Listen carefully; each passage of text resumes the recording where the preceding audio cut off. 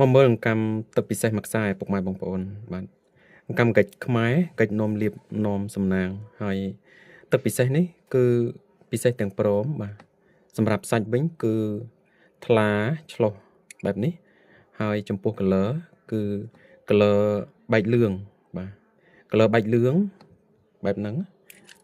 បាទនេះគឺ color បៃតងពុកម៉ែបងប្អូនបាទយើងប្រៀបធៀបគ្នាគឺដឹងតែម្ដង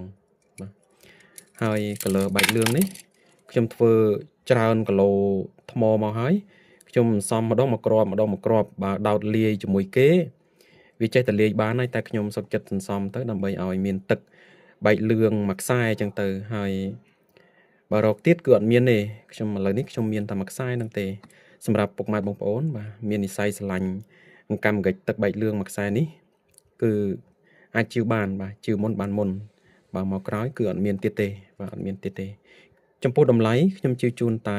$65ទេពុកម៉ែបងប្អូនបាទខ្ញុំជឿលើសតែ$5ទេសម្រាប់អង្កាំបៃតងទឹកលេខ1ហើយអង្កាំបែកលឿងនេះដោយសារតែខ្ញុំសន្សំ